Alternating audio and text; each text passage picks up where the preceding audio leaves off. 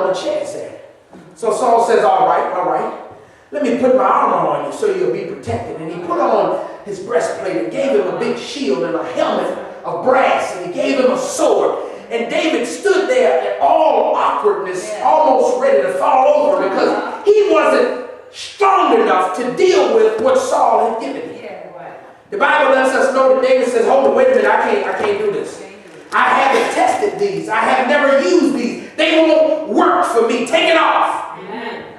That's just like us today. We listen to our friends and our family come up with ideas of, if I were you, I would do this, and if I were in your situation, I would do this. But that seems to be a problem. If you've never tested the armor that they're trying to get you to wear, how then can you go to battle with it? Right. David reached back in his mind, and he remembered a time when God was with him, when the bear and the lion came. Come on, man. And at that time, David says, I know already what works for me.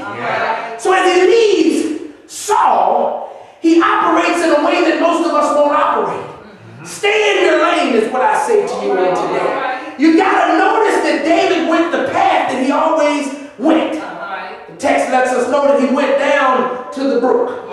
No doubt it was an area that he had spent some time in before, and he knew exactly the path to take. And he reached down in the water, and the Bible says he picked up 5 smooth stones.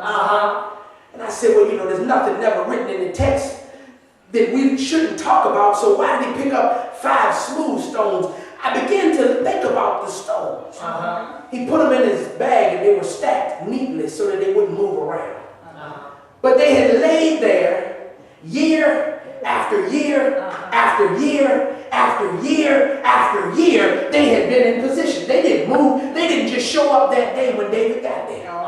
God had already predestined that those stones be in place for David when he came by. He had caused the water to run over those stones for years, knocking off the rough edges just so they would be smooth when David picked them up. They needed to fly through the air with a certain trajectory, and no corners could be on them, because when they were tossed, if a corner was there, it would catch some air and it would turn the stone in a different direction.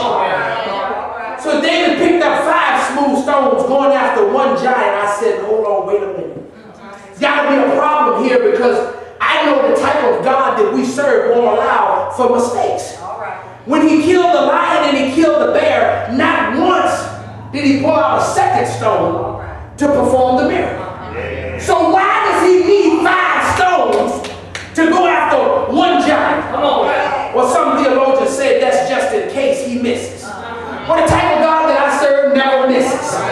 So he put 5 stones in his pocket, because later on in the text we read that David had 4 brothers. And he was going after all 4 brothers the same way he went after, Goliath had 4 brothers. Don't y'all let me make a mistake. Goliath had 4 brothers. 1 stone for each one of them. Goliath and the 4 brothers.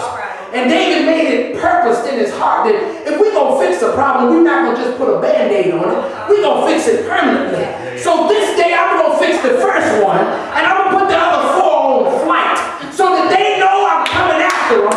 And I'm going to use these other 4 stones when I catch up with them, and we won't have to worry about the Philistine army anymore. Amazing when God will do something in our lives that will push us out in front of everything that was once troubling us.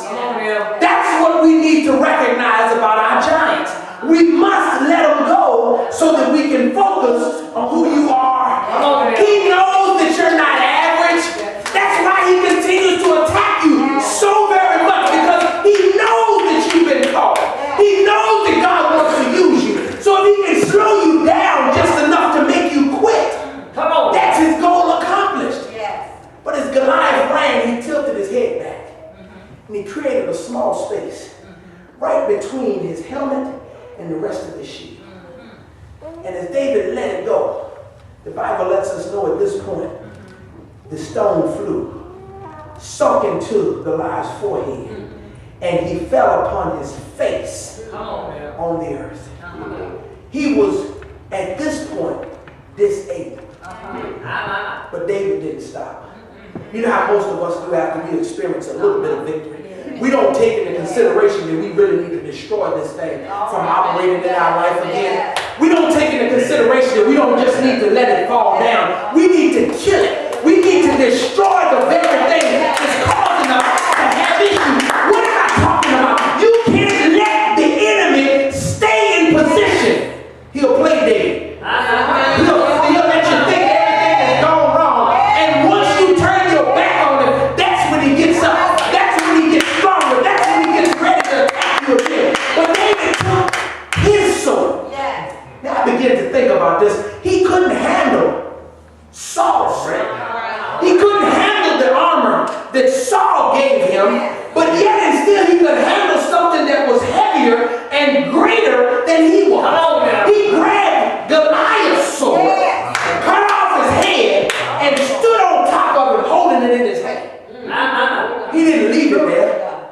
He told him he was going to leave his carcass there for the fowl of the air and the beast of the field to eat off of. But the Bible lets me know he took his head back. Come on now. I'm going to prove to him what kind of God I serve. Victory